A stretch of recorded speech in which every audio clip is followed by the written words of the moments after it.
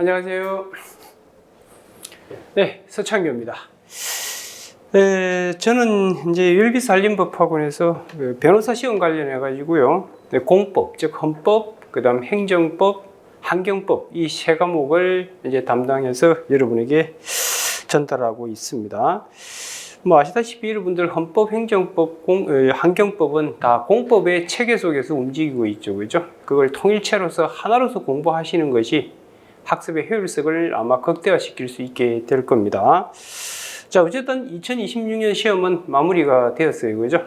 이제 우리는 또 2027년 합격을 향해서 또 열심히 달려가야 될 시점에 서 있습니다. 자, 올해도 다행히 제가 그 헌법 같은 경우에 뭐 가장 어렵다고 학생들이 지금 지적하고 있는 사례 1번 문제 같은 경우 제가 사선한테 그대로 나눠줬던 자료에서 출제가 돼가지고 뭐 수험생들이 아주 좋아하고 있더라고요. 자, 그 친구들을 다 올해 합격을 했으면 좋겠습니다. 이제 내년에는 지금 이 제 강의를 듣고 있는 여러분들이 또 합격의 주인공이 되기를 진심으로 바라겠습니다. 자, 오늘부터 해가지고 여러분들 이제 헌법 기본 강의를 진행하고요. 이게 마무리되고 나면 곧 이어서 또 행정법 기본 강의를 진행하게 될 겁니다. 뭐 공부해 보시면 아시겠지만 헌법과 행정법은 분리된 두 개의 과목이 아니고요, 하나의 통합체로서 연결되어 있다는 걸 느끼시게 될 거고, 또 그렇게 공부하셔야만 효율적인 학습이 될 수 있다는 것도 곧 느끼시게 될 겁니다. 절대 헌법과 행정법은 두 과목이 아니에요. 한 과목이라는 점을 명심하시고요. 그걸 이번 강의를 통해서도 여러분이 좀 느끼시게 될 거예요. 자, 어쨌든 제가 여러분에게 공법 공부의 어떤 획기적인 전환점을 좀 마련해 드리게 될 거예요. 공부 방법론에 있어서 아마 좀 더 극대화된 효율성을 여러분이 맛보게 되지 않을까 이런 생각이 듭니다. 자, 오늘 첫 시간에는요, 먼저 여러분들 공부하게 될 이 공법의 특징에 대해서 제가 간단히 좀 설명을 드리고요. 그 다음 공법, 즉 헌법, 행정법이 어떤 역사적 배경 속에서 태동하게 되었는가를 잠시 여러분에게 밝혀드린 다음에 그걸 이해하셔야만 헌법, 행정법의 기본적인 모습을 여러분 파악하실 수 있게 될 겁니다. 아시겠죠? 그런 다음에 이제 헌법의 전체적인 체계를 제가 좀 잡아드리게 될 거고요. 이제 그걸 발판 삼아가지고 이제 기본서를 통해서 여러분에게 헌법에 대한 세부적인 내용을 전달하게 그런 과정을 밟아가게 될 겁니다. 자, 그러면 칠판 잠시 보실래요? 자, 먼저 여러분들 그 공법의 특징을 잠시 좀 설명을 드리면, 이건 좀 우스갯소리입니다만, 여러분 시험의 특징상 민사법, 형사법에 거의 집중해서 공부하다 보니까 상대적으로 이 공법 공부는 아마 좀 뒤쪽으로 밀리는 그런 경향이 있어요. 해마다 보면 이제 뭐 찬바람 불기 시작하면 이제 공법이 걱정이 되어서 뭐 그때 이제 좀 집중해서 보려고 하는 그런 성향이 많은데요. 이 공법은 역설적으로 얘기하면요, 점수차가 많이 날 수 있는 부분이기도 해요. 그래서 뭐냐면 결론적으로 공부를 가장 적게 하고 있다는 거예요. 그러다 보니 어렵게 느껴질 수밖에 없습니다. 이게 공법을 어렵게 출제하잖아요. 풀기가 만만치가 않습니다. 선택형도 그렇고 사례형도 그렇고요. 아시겠죠? 그래서 공법도 미리미리 좀 여러분 준비를 해 두셔야 돼요. 미뤄놨다가 찬바람 불 때 그때 공부하다가 큰 낭패를 보게 될 겁니다. 그래서 첫 번째 특징을 제가 꼽아라면 공부를 안 해요. 이 공부를 거의 안 하고 있다는 게 아주 심각한 문제가 아닌가 싶습니다. 그 다음에 이제 이 공법에 있어서 여러분들이 좀 생각하셔야 될 것이, 뭐 헌법은 여러분들 모든 법의 최고위에 있잖아요. 그만큼 이건 좀 추상적이라는 거죠, 그죠? 상당히 추상성을 띠고 있다는 거. 그리고 특히 이제 행정법 같은 경우는 역사가 엄청 짧잖아요. 헌법도 마찬가지고요. 역사가 엄청 짧아요. 역사가 상당히 짧은데, 그러다 보니까 한마디로 두리뭉실하죠. 그리고 틀이 잡혀 있지 않다는 생각이 들 수 있기 때문에 공법 공부할 때 가장 먼저 여러분들이 유념해 두셔야 될 것은요, 일단 틀을 잡으셔야 돼요. 이 틀 내지 구조, 이 파악을 못하고 공부하게 되면은 내가 지금 어디로 가고 있는지 그 자체가 파악이 안 되고요. 그럼 체계적인 공부가 쉽지가 않아요. 몇 가지 대충 외워가지고 시험 치는 시대는 끝났어요. 해마다 여러분 시험의 난이도가 계속 올라가고 있기 때문에 대충 몇 가지 외워서 시험 치겠다. 큰 코 다칩니다. 그래서 이 틀, 구조 파악, 이게 아주 중요해요.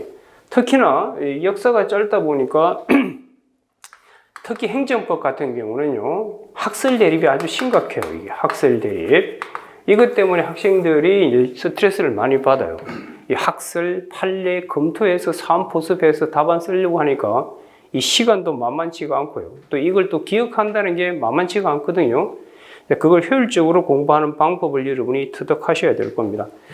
그리고 이제 두 번째 특징이, 세 번째가 뭐냐면, 이 공법은요, 이 실체법하고, 그 다음에 이 절차법이 이렇게 구분해가지고 접근하지 않습니다. 무슨 말이냐면, 우리 민법이 있고, 민사소송법이 있고, 형법이 있고, 형사소송법이 있잖아요. 그러니까 실체법과 절차법이 이게 딱 분화가 되어 있는데, 공법은 그렇지가 않아요. 그래서 공법을 공부하실 때, 특히 사례 문제를 푸실 때는 항상 이 두 개가 결합되어 있기 때문에 그것이 소송 요건 묻는 문제인지, 소송 요건을 묻는지, 본안을 묻는지, 이걸 항상 준비를 해가지고 문제를 푸는 습관을 가지셔야 됩니다. 그 이유는 이렇게 결합되어 있기 때문에 그래요. 아시겠죠? 그걸 좀 이해를 하시기 바라고요.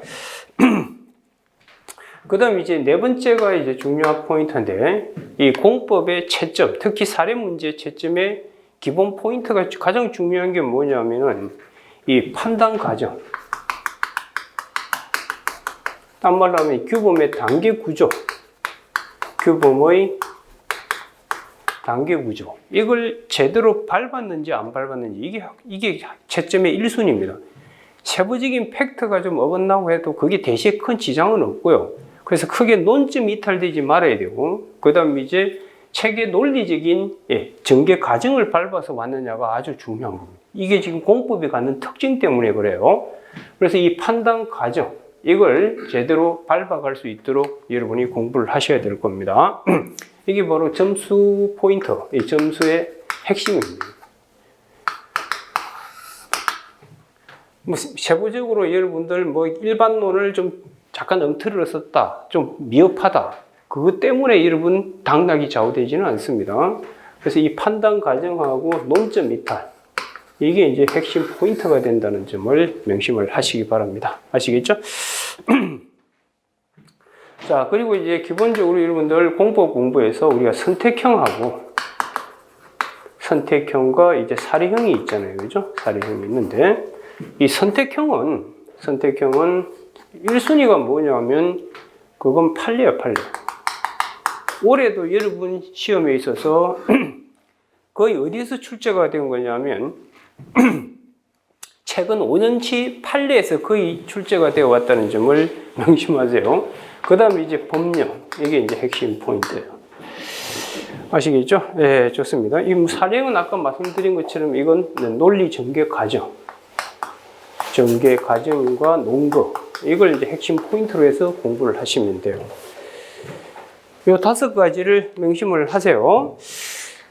그래서 이 공법의 특징은요, 잘 살펴보면 가장 핵심은 이거예요. 이 부분하고 그 다음 이 부분, 이 3가지가 여러분 공부의 포인트가 되게 될 거예요. 그래서 잠시 정리해 보면 이 공법은 헌법 같은 경우는 대표적으로 추상적인 법이고요.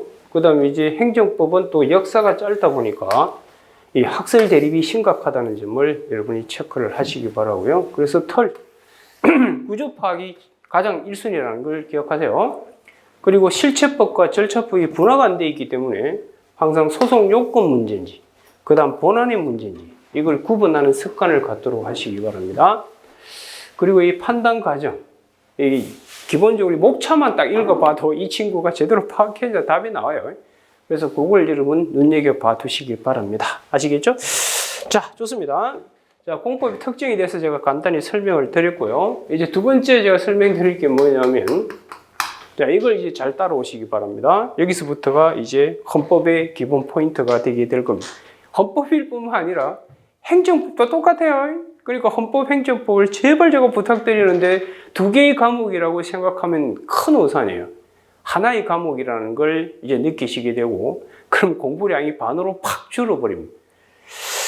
그리고 제가 해마다 이게 찍는데 달인이 된 것 같아요. 하여튼 올해도 여러분 거의 적중을 많이 해가지고 뭐 학생들이 전화가 많이 왔던데 아주 재미있어요. 내년에도 아마 많이 적중하지 않을까 싶은데. 자, 두 번째를 제가 설명할 건데요. 이게 핵심이에요. 지금부터 뭘 보여드릴 거냐면 칠판 잠시 보세요. 여러분 혹시 그 세계사 공부하셨는지 모르겠는데 우리가 옛날에 왕이 지배하고 있었죠. 이거 잘 보세요. 이것만 알아도 공법 공부의 기초틀이 형성이 될 거예요. 옛날에는 왕이 지배하고 있었고 밑에 이제 A는 앞으로 제가 국민이라고 이야기할 거예요. 그럼 이 왕이 절대왕이죠. 이게 절대왕이 지배하던 시대 때도 이 왕은 원래 그 당시 국가적이죠. 국가인 왕은 국민을 향해 숱한 작용을 해요. 그걸 이제 국가 작용을 하겠죠. 국가 작용을 하는데 이 국가 작용을 할 때에 이 당시에는요 법에 의해서 국가 작용한 게 아니라고요. 그냥 왕이 기분 내키는 대로 국가 작용을 해가지고 국민을 유린했다고요. 그래서 이 왕이 그 당시에 가장 갖고 싶은 게 두 개가 있었어요. 이게 여러분 헌법에 들어가 있다고요. 하나가 뭐냐면 이 왕은 상비군을 운영해가지고 자기 권력을 지키려고 했다고요. 그러니까 첫 번째가 사람이 문제죠. 이게 이제 헌법에서 여러분 신체의 자유부터 이게 이제 문제가 되는 거고, 그 다음 두 번째가 뭐냐면은 이 친구들 먹이고 입혀야 될 거 아니에요. 그러니까 돈이 필요하잖아요. 그러니까 이제 국민으로부터 돈을 뺏어가는 거죠. 그게 여러분 헌법에 녹아 들어가 있는 게 재산권이라고. 그래서 이 재산, 이 두 가지를 뺏어오기 위해서 액션을 한 거예요. 근데 이 당시 액션을 할 때는 왕을 누가 컨트롤할 수 있었겠어요? 절대잖아요. 절대 왕이니까. 그래서 이 왕은 어떠한 견제도 받지 않았다고요. 이런 시대를 뭐라고 그러는지 아세요? 이런 시대를 인치의 시대. 사람이 사람을 다스리는 시대였다고. 법에 의해 다스리는 게 아니고요. 그래서 이 시대를 우리는 보통 인치다. 인치의 시대라고. 이해가 되셨죠? 이러다가 이제 어디로 들어가느냐면 이제 국민이 계속 얻어 터질 수는 없잖아. 그래서 들고 일어난 게 그 유명한 뭐예요? 시민혁명이잖아요. 그래서 드디어 이제 무슨 시대로 들어가느냐면 인치의 시대에서 법치의 시대로 넘어갑니다. 여기서부터 공법이 시작되는 거예요. 그게 헌법이 됐든 뭐가 됐든 행정법이 됐든. 그래서 드디어 법치의 시대로 이렇게 넘어가요. 자, 그래서 이제 이 친구들이 들고 일어나서 뭘 만들죠? 자기들의 대표자인 국회를 만들고, 이제 국회에 의해서 이제 법이 만들어지고, 이제 법에 의해서 이제 지배하는 시대로 바뀝니다. 그럼 드디어 이게 국가가 있겠죠? 국가가 있고, 이제 국가가 국민 A를 향해서. 하여튼 공법은요, 원리만 알면, 그래서 이걸 알아라고 그러잖아요. 그래서 털. 이것만 알면 공법은 너무 쉽고 재미있다니까요. 그 틀을 파악하지 않고 팩트 위주로 계속 외우려 덤벼들면요, 답이 안 나와요. 그리고 깊이 조금 들어가서 출제하잖아요. 손도 못 대요. 그게 이제 공법 공부를 할 때 그동안 여러분들이 잘못 공부해온 가장 전형적인 모습인데, 그러다가 이제 이게 바뀌어서 이제 국가작용을 합니다. 자, 이제 국가작용을 할 때 마음 내키는 대로 하는 게 아니고요. 이제는 이 국가작용이 뭐에 의해서?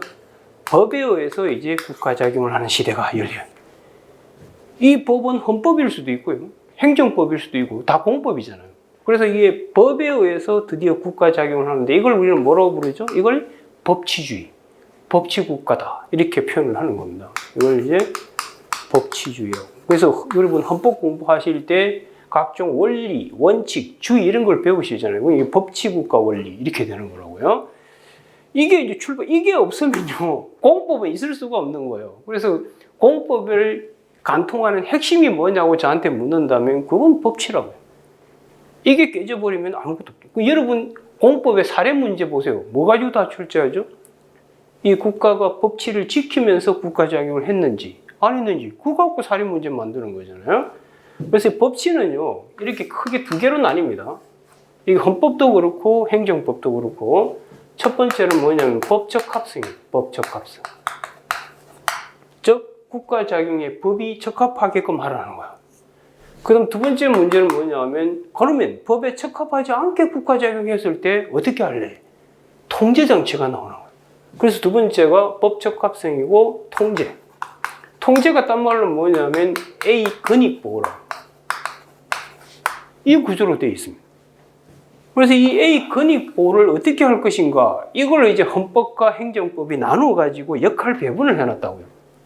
그래서 혹시 여러분들 이제 헌법 공부를 좀 하신 분들은 아시겠지만 헌법 소원의 소송 요건에 보면 뭐가 들어있죠, 여러분? 보충성이라는 게 들어있죠. 그 보충성이라는 게 뭐냐면 가나를 이분화시켜 놓은 겁니다. 그래서 여기에 A 근익보호를 어디서 통제해가지고 보호해 줄 것인가를 결론부터 제가 말씀드리면 A 보호는 이분화시켜 놨거든요. 이렇게 이분화. 그래서 1차, 2차 이렇게 나눠놨어요.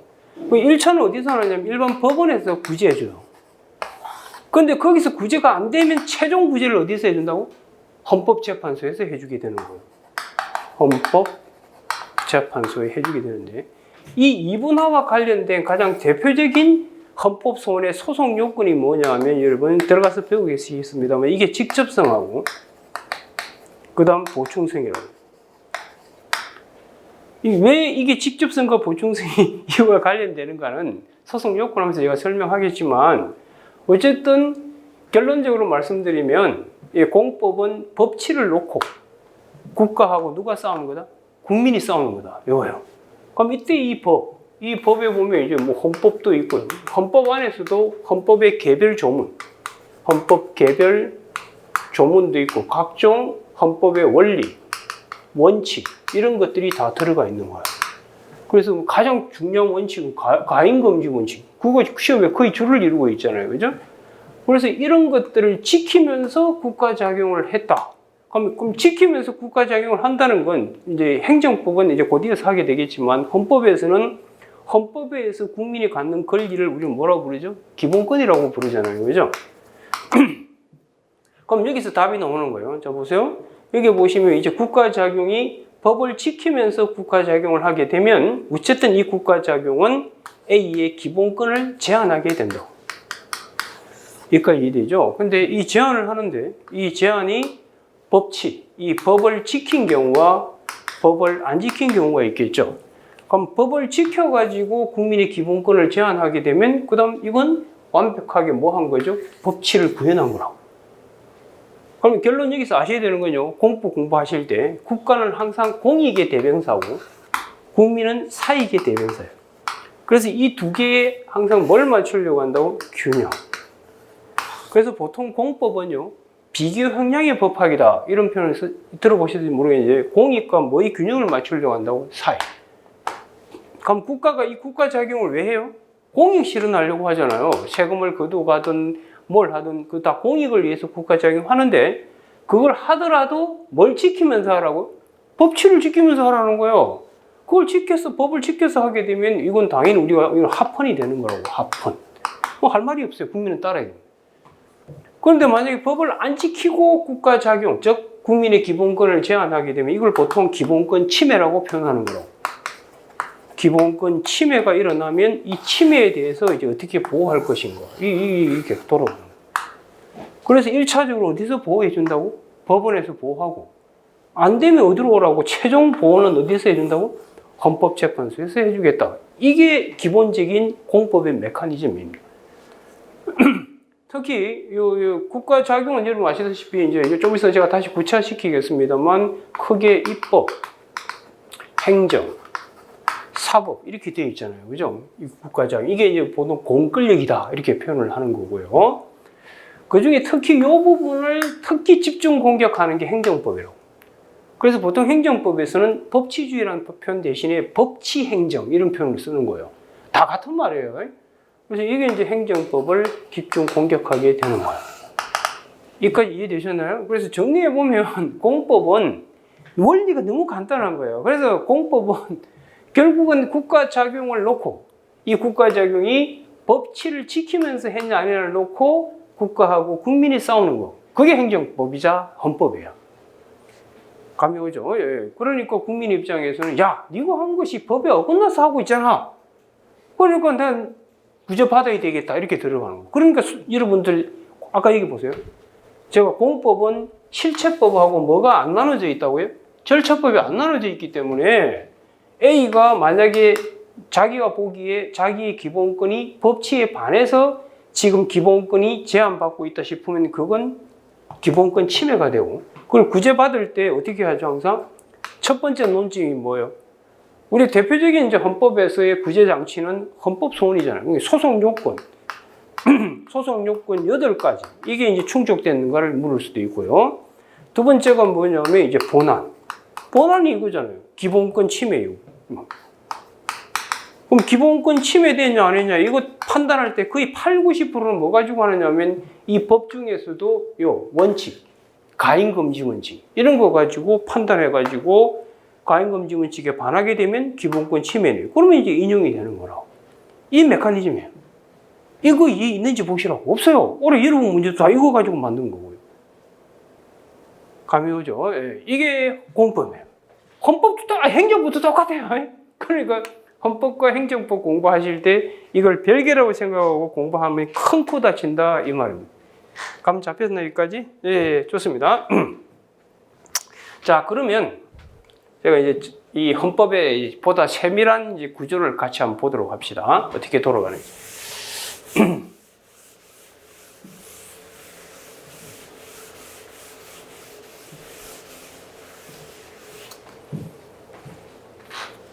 자, 이렇게 돼 있어요. 헌법의 이제 전체적인 구조를 한번 봅시다. 헌법 구조. 지금 여기 이제 국가가 이렇게 있으면 국가 안에 다양한 기관들이 있죠. 국가 안에 기관들이 있죠. 뭐 국회도 있고 대통령도 있고 다양한 기관들이 있거든요. 그다음 또 기관을 구성하는 자, 기관을 구성하는 자를 우리는 공무원이라고 부른다. 이렇게. 이 그림을 왜 그리는가 궁금하실 텐데. 자, 그 다음 이제 국가가 국민을 향해서 공권력 행사 혹은 불행사를 하게 될 겁니다. 자, 그럼 이게 이제 공권력이 뭐냐? 이건 아까 말씀드린 것처럼 지금 헌법은 태동이 이렇게 돼요. 잘 보세요. 이게 국민이 있으면 아까 말씀드린 것처럼 과거에는 국가, 즉 왕이 마음대로 유린했지만 오늘날은 법치라고 그랬고요. 그리고 모든 권력의 근원이 국민 쪽에 있다는 데서 헌법은 출발합니다. 그걸 뭐라고 부르죠? 국민 주권주의. 그래서 이 A가 갖고 있는 강력한 힘, 그게 이제 국민 주권이죠. 이 주권이라는 게 뭐죠? 공동체의 의사를 결정할 수 있는 최고의 힘이잖아요. 그게 이제 국민, 권력의 원천이 국민에게 있는 거죠. 근데 국민이 바빠요, 안 바빠요? 바쁘잖아요. 바쁘니까 밥 먹고 할 일 없는 분들한테 넘겨주는 거예요. 그걸 우리는 뭐라고 그러죠? 대의제의 원리가 되는 거고요. 그래서 이 친구들이 이거 주권을 이쪽으로 넘겨주면 돼요. 뿅 이쪽으로 넘겨주는데 그걸 우리는 대의제의 원리라고 부릅니다. 대의제의 원리. 그걸 넘길 때 이 일이 이 친구들의 단속을 받지 말고 유들이 있게 한번 해보세요 하는 걸 그걸 뭐라고 그러죠? 자유위임이라고. 자유위임. 이렇게 되는 거예요. 그럼 이제 넘겼는데 국민들은 아픈 가글을 갖고 있다고, 역사를. 어떤 역사가 있죠? 이런 권력을 이렇게 넘겨주고 그걸 한 놈한테 주게 되면 또 절대가 되잖아요. 그럼 또 어디 터질 거 아니에요. 그러니까 넘겨는 주되 야, 너한테 통째로 주면 안 되겠다 싶어서 쪼갠다고요. 그걸 뭐라고 그러죠? 권력분립이라고, 권력분립. 그래서 이걸 쪼갠다고. 쪼개가지고 이걸 입법,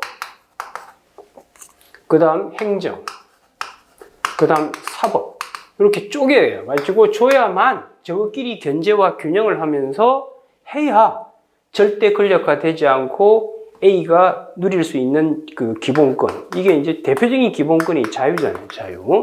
그래서 원래 이게 이제 권력 분립을 하는 최종 원래 목적이 뭐냐면 국민의 자유를 확보하려고 한 거예요. 이렇게 돌아간 겁니다. 이렇게. 여기까지는 이해하시겠죠? 예, 그래서 권력 분립이 된 전제하에 이제 국가가 기본적으로 국민을 향해 내려올 때도 각종 이 법의 지배를 받으면서 내려오게 하는 거예요. 그래서 여기서 공권력은 다름 아닌 이 세 가지라고. 입법, 행정, 그다음 뭐 사법 이렇게 되는 거예요.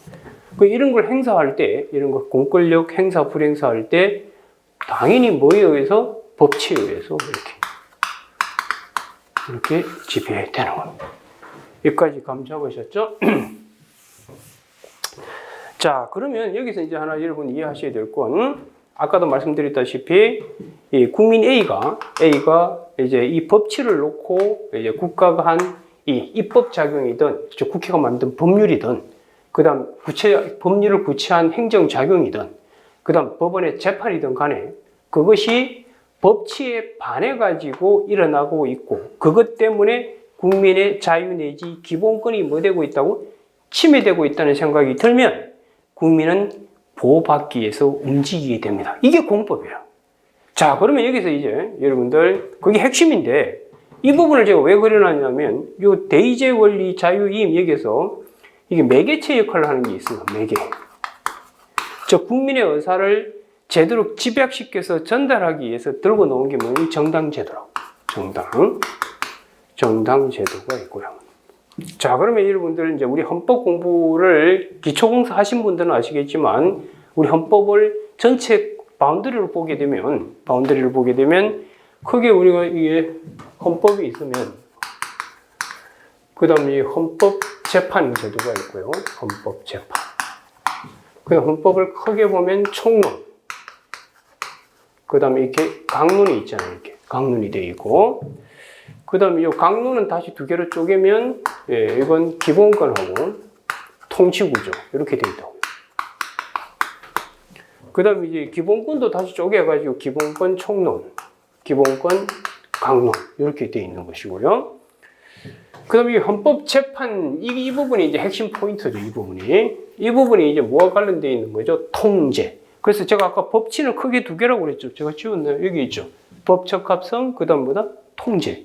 이 부분인데, 이게 이제 통제 역할을 맡게 되는 거예요. 그래서 헌법재판소가 통제하는 장치가 뭐 있느냐? 그게 이제 여기서 제가 지금 그림을 그려줄 거예요. 보시면. 이 틀을 알고 헌법이나 행정법 공부하면 재밌어요. 이 설계도가 딱 보이니까. 그 기존에 여러분들 그 공법 공부하던 그 패러다임은 다 지워버리셔야 돼요.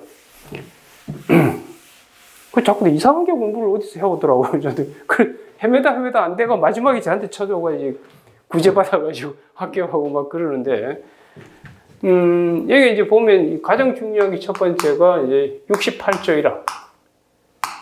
이게 이제 헌법소원이죠. 권리구제형 헌법소원. 그 다음에 이게 가장 중요해요. 이게 뭐 여러분 시험에 헌법 문제 거의 다를 차지한데도 과언이 아니에요. 68조 1항이고. 그 다음 두 번째가 뭐냐면 위헌법률 심판. 위헌 법률 심판하고 68조 2항이 헌법소원. 즉, 위헌 심사형 헌법소원이죠. 이 두 가지. 이해가 되셨을 거예요. 자, 그 다음에 이제 세 번째가, 권한쟁의 심판이 있고요. 그 다음 네 번째가 뭐냐면, 탄핵. 참, 우리나라가 뭐, 작년은 거의 탄핵으로 도배가 됐었죠. 올해 여러분 시험에도 탄핵 문제를 물어봤을 거예요. 탄핵 심판. 다섯 번째가 위헌정당. 정당 해산 심판. 결국 여기에 있는 이 쪼개면 6개죠. 쪼개면 6개인데, 이건 같은 거기 때문에. 그럼 이 이 5개의 통제 장치를 통해 가지고 국민의 뭘 보호할 거라고요? 자유와 권익을 지키게 될 겁니다. 자, 그게 여기에 다 들어가 있습니다. 자, 그러면 여기 보시면, 이쪽 보세요. 이게 뭐예요? 이 정당이 왜 필요하다고요? 이 대의제 원리 하에서 국민이 바쁘잖아요. 그러니까 국민의 정치적 의사를 어떤 바운더리를 만들어서 결집을 시켜서 이쪽으로 전달해야 민주주의가 구현되기가 쉽기 때문에, 그래서 오늘날은 보통 정당제 국가다 이런 식으로 많이 표현하잖아요. 그런데 이 정당이 원래 역할을 벗어나서 오히려 민주주의를 파괴하게 되면, 배우셨겠지만 이게 방어적 민주주의 이런 거 들어보셨을 텐데, 그래서 이 정당을 이상한 짓거리 할 때 헌법재판소가 족치기 위해서 만든 제도가 뭐라고요? 위헌정당 해산심판이라고. 여기서 이제 뭐가 튀어나온다고요? 위헌정당 해산 심판이 이렇게 튀어나오는 겁니다. 감 잡으셨죠, 여기까지? 자, 그 다음 이제 보세요. 이 국가 안에 있는 기관끼리 또 갈등을 빚게 되면 결국 피해는 누가 보죠? 국민이 보게 되니까 내 건 아니다, 아니다 두고 싸우는 거. 그래서 기관끼리의 갈등, 이걸 또 해결 안 하면은 이 국민이 또 슬퍼진다고. 그걸 위해서 놓은 게 뭐다? 권한쟁의 심판이라고. 여기 이제 권한쟁의 심판이라는 게 이렇게 흘러나옵니다. 여기까지 이해되셨죠? 그 다음 이 기관의 구성자, 기관의 구성자는 공무원이잖아요. 대통령 갑하면 갑은 공무원이죠. 대통령은 기관인 것이고요. 그럼 이 기관을 구성하는 공무원이 이상한 짓거리를 해. 그 이상한 짓거리 하게 되면 결국 누가 피해를 본다? 국민이 피해, 지금 국민이 피해 보고 있잖아요, 지금. 그러니까 이 공무원을 족치자. 이래가 놓은 게 뭐죠? 그게 탄핵심판제다. 탄핵심판이 되는 거고요. 여기까지 이해되셨나요? 자, 그 다음. 이제 남은 게 뭐지? 몇 개 했죠? 하나. 그 다음 둘. 그 다음 세 가지, 하나, 둘, 세 가지는 끝났죠? 이제 남은 게 뭐냐면 이제 요게 집중하면 되죠. 입법, 행정, 사법에 집중을 하는데 특히나 요 입법 부분이 있죠. 입법. 국회가 만든 법률. 이 법률 자체가 국민의 기본권을 유린하고 있다. 유린한다는 뜻은 뭐예요? 법률을 만들 때도 뭘 지키면서 만들어야 돼요? 법치를 이때 법은 이제 헌법이 되겠죠. 그 위에 있는 법은 헌법이니까. 그럼 이 법률 자체가 국민을 공격할 때 이걸 또 어떻게 족칠래 이건데, 이건요, 이 법률을 두 개로 쪼개야 돼요. 법률을 쪼개가지고, 첫째, 법률은 원래 여러분들 직접성이 없는 게 원칙이에요. 무슨 뜻이냐면, 이 직접성이라는 말은 앞으로 계속 적게 될 텐데, 우리가 만약에 국회에서 세법을 만들었어요. 세법 만들어가지고, 뭐 1, 2요건 충족하면, 무슨 소득세 1억 부과한다. 이렇게 법이 되어 있어요. 그럼 아시다시피 이 법은 일반 추상적이죠. 일반 추상적으로 되어 있는데, 자, 이 법 자체만 갖고 지금 A라는 친구가 소득세 1억을 바로 내야 될 영향을 받아요? 아니죠. 이 일반 추상적인 걸 개별 구체로 바꾸어야 돼요.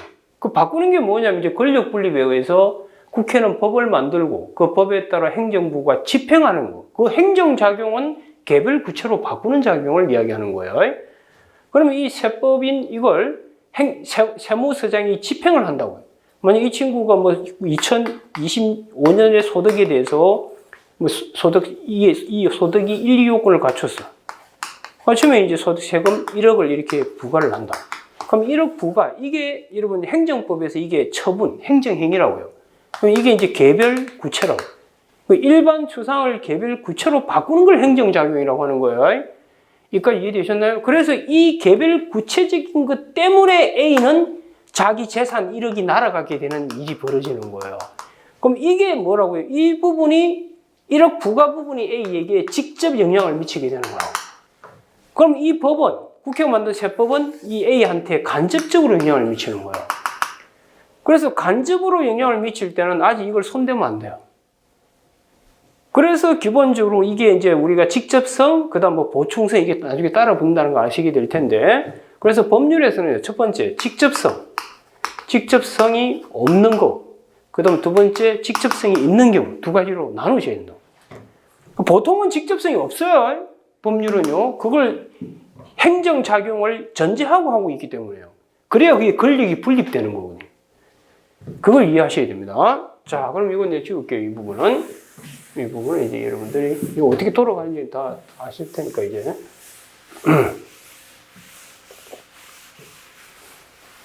재밌어요. 보면 이 공법이.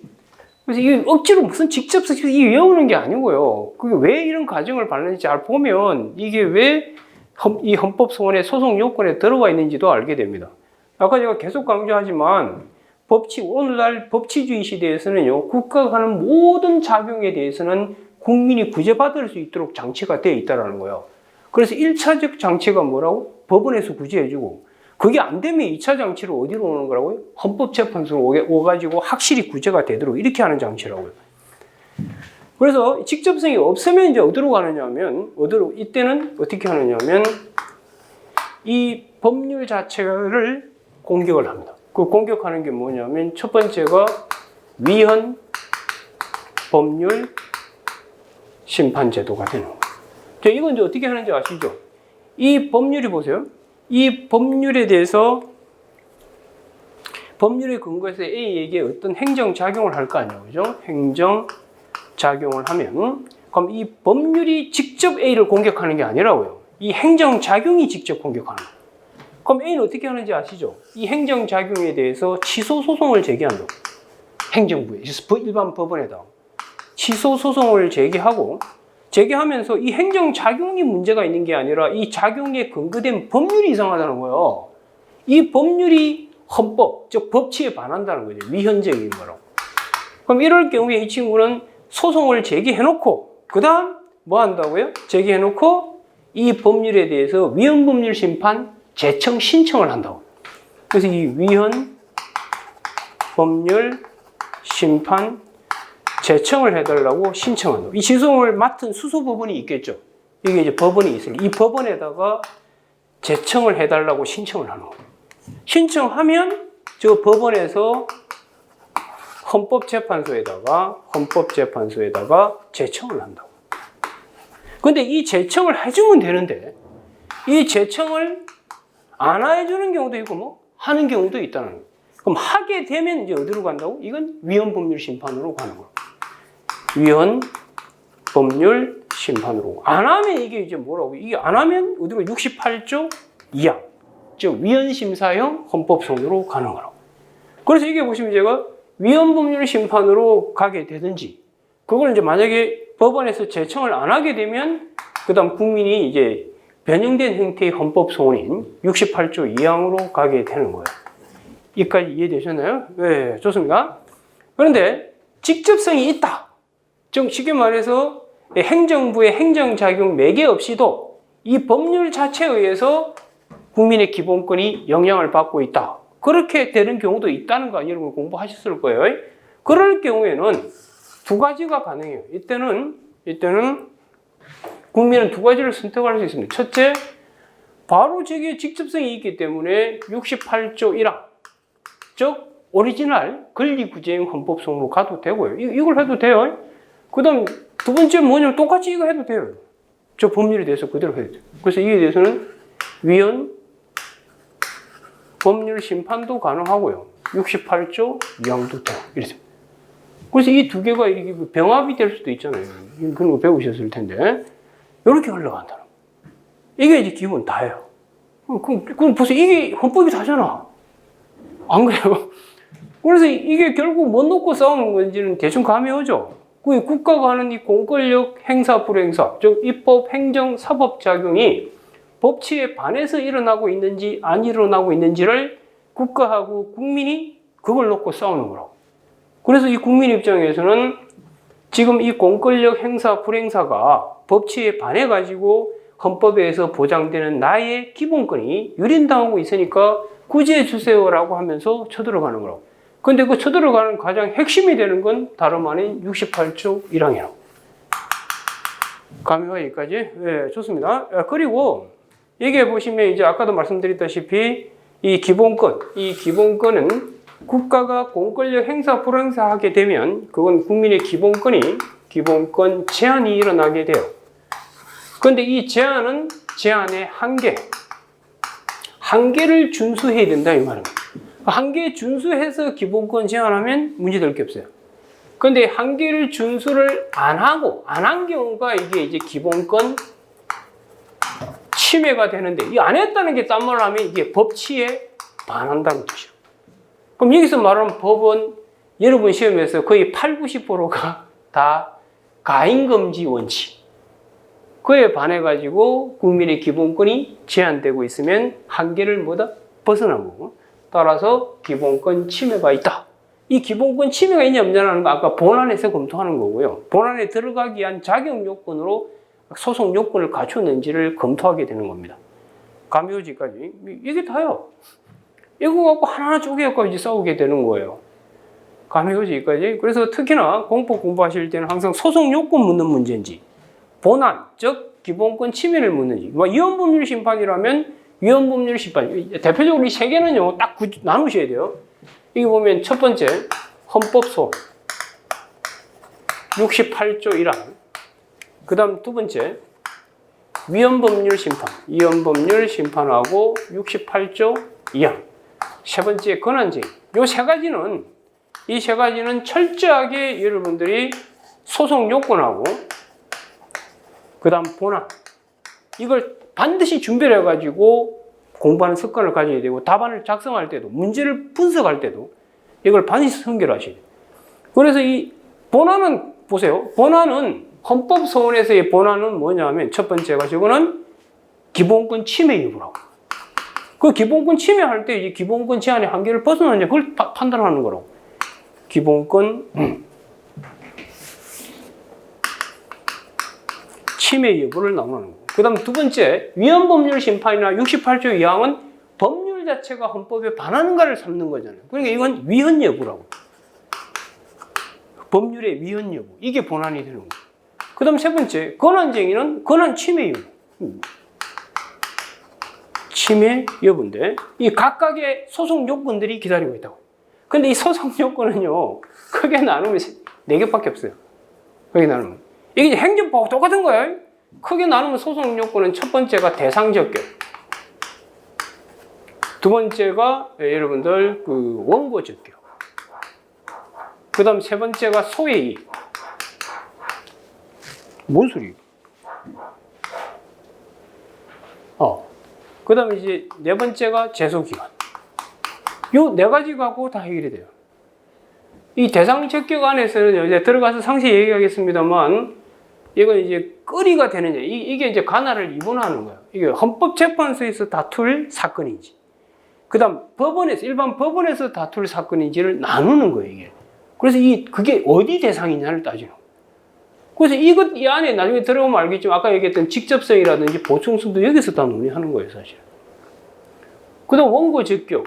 이 원고 적격도 여러분 청구인 적격인데, 이게 이제 소송에서는, 행정법에서는 원고 적격에서, 헌법에서는 자기 관련성. 그런 걸 이제 대입시켜서 하는 거예요.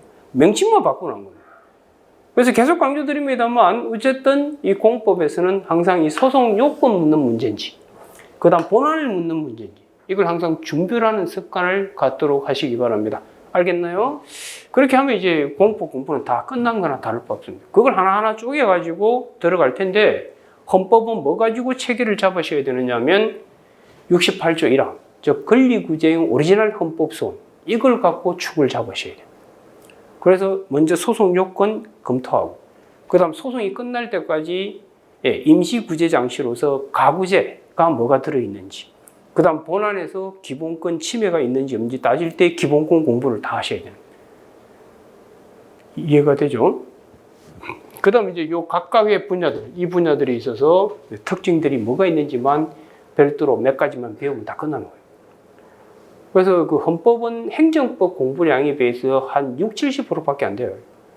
행정법 공부량이 훨씬 많아요. 그것도 그럴 것이 헌법을 보다 더 구체화한 게 뭐죠? 행정법이라고. 더 세밀하게 되어 있고 깊이 들어가 버리면 손도 못 대요. 해마다 난이도가 계속 올라가고 있는데, 아까 제가 모두에도 말씀드렸다시피 여러분이 공법을 공부하는 자세가 민사법, 형사법 하고 나면 심심하면 이제 공법 공부하러 들어오게 되거든요. 찬바람 불면 이제 급해갖고 이제 보게 되고 대충 몇 가지 외워서 들어가니까, 과거에 초창기는 그렇게 해도 해결이 됐지만 지금은 그렇지가 않습니다. 그래서 그 공법에서 오히려 역설적으로 점수차를 많이 벌릴 수 있게 된다는 점을 명심을 하시라고요.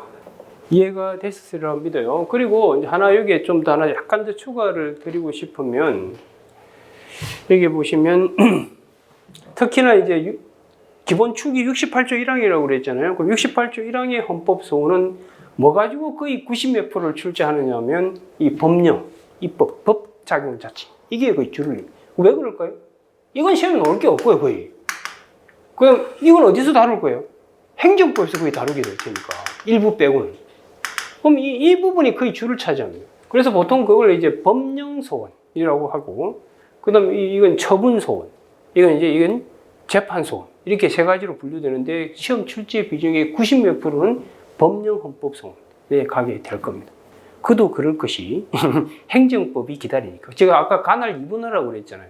그래서 1차적으로 법치에 반한 국가작용에 대해서 국민의 권익이 침해받았을 때는 법원에서 구제해 주는 거라고요.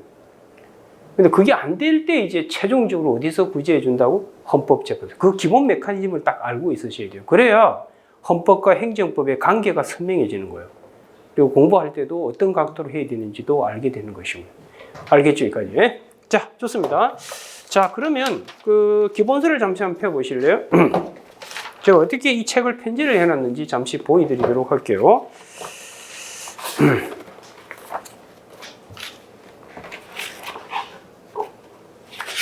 목차를 잠시 한번 보실래요? 목차를 잠시 한번 보시면 방금 이제 그림 그려놓은 걸 옆에 또 이거 보시면 대충 답이 나올 거예요.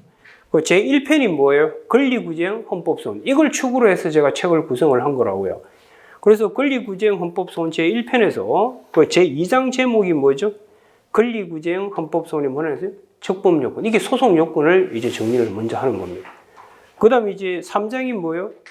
이제 소송 끝날 때까지 시간이 많이 걸리니까 임시구제장치로 들어간다고. 그게 뭐죠? 가처분. 행정소송도 똑같아요. 그 다음에 이제 제4장이 뭐죠? 이제 본안으로 들어갑니다. 이 본안이라는 게 결국 기본권을 논의하는 거라고. 그 기본권 침해 여부를 논의하게 될 거고, 그럼 기본권에 뭐가 있고, 근데 기본권을 제한할 수 있는데 어떤 한계를 지키면서 제한하는지 그런 것들을 다 배우시게 될 거라고. 여기까지 감이 와요? 그러고 이제 마지막에 방망이 두드려야 돼, 말아야 돼? 두드려야 되잖아. 그래서 제5장 제목이 뭐예요? 권리구제형 헌법소원의 심리, 결정, 재심 이런 것들을 배우시게 되는 겁니다. 감이 오지 여기까지. 자, 그래놓고 이제 제2편으로 넘어갔죠. 2편이 뭐예요?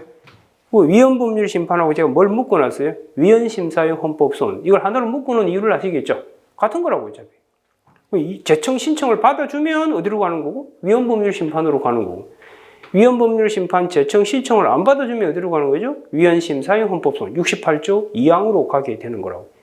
그렇죠? 이것도 이제 어떻게 나누는 거죠? 이것도 소송 요건과 본안으로 나눈다고요. 그래서 밑에 그 제2절에 보시면 위헌법률 심판에 뭐라 해놨죠? 적법 요건 일어났잖아요. 적법 요건 나누고 그 다음에 이제 3절부터가 이제 본안이라고. 그 위헌법률 심판의 심사 기준. 뭐 당연히 헌법 갖고 심사하지 뭐가 가겠어요. 이해가 되죠? 예, 그렇게 해서 정리하는 거고요. 그 다음 제2장의 위헌심사형 헌법소원도 같은 메커니즘이라고. 어차피 같은 거니까요. 그 다음 이제 남은 걸 쭉 정리한 거예요. 남은 제3편 제목이 뭐예요? 권한쟁의, 탄핵심판, 그 다음 뭐? 정당해산. 그러니까 총 합하면 몇 개요? 권리구제형 헌법소원 하나, 위헌법률 심판 하나, 위헌심사형 하나, 그 다음 권한쟁의, 탄핵, 정당. 총 6개인데 여기서 위헌법률 심판과 위헌심사형 헌법소원을 묶어서 같은 거잖아요. 그러니까 총 5개밖에 없는 거예요. 여기까지 이해되죠? 그래놓고 이제 기타 나머지 쭉 정리한 것이 기타 헌법적 쟁점이라고요. 이 책을 왜 이렇게 제가 편지했는지 아시겠죠? 이렇게 편지된 책 보셨어요? 없잖아요. 이렇게 해야 맞다고. 이게 공부의 기본이라고요. 그래서 헌법은 뭐 가지고 항상 정리하는 습관을 가져야 된다고. 68조 1항 권리구제형 헌법소원을 갖고 딱 정리를 하는 겁니다. 그게 핵심이에요. 그래서 제 4편 제목 보면 이제 기타 헌법적 쟁점. 보통 이게 여러분 기본서에 보면 이제 보통 헌법 통치 파트하고 그 다음에 이제 통치 구조론 파트 그걸 묶어놓은 거라고. 그래서 그 제 1장부터 제 2장까지가 보통 여러분들 이제 헌법 앞에 총론 파트에서 배우는 거잖아요. 그 다음 3장부터 6장까지가 뭐가 되죠? 이게 이제 통치 구조 이렇게 되는 거예요. 그렇게 해서 딱 정리하면 헌법은 끝나는 거예요. 이제 그림이 보이지 않아요? 그러니까 지금 헌법이 이렇게 돌아가겠구나 대충 감이 오는 거라고요. 그러면 이제 우리는 이제 하나하나 뜯어가지고 이제 뭐부터 시작할 거라고요? 68조 1항. 그 중에서도 뭐부터 시작한다? 소송 요건부터 하나씩 정리에 들어갈 겁니다. 감이 오죠? 예, 좋습니다. 거기까지 진행하고요. 자, 그러면 이제 본격적으로 교과서에서 이제 제1편 제목을 보세요. 1편의 권리구제형 헌법소원. 여기서부터 이제 시작이 될 거예요. 그래서 이 책이요, 여러분들 두께가 얇죠? 기본서 치고 엄청 얇잖아요. 기본서가 두꺼울 이유는 전혀 없습니다. 기본서는 뭘 하려고 하는 거라고요?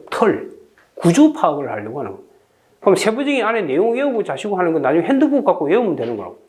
그럼 뭐부터 만들어야 된다고요? 밥그릇부터 만들어야 물을 담을 거 아니야. 밥그릇은 안 만들어 놓고 막 맨날 외워서 물만 담으니까 돌아서면 깨끗한 자신을 발견하는 거라고. 감이 오지까지. 네, 좋습니다.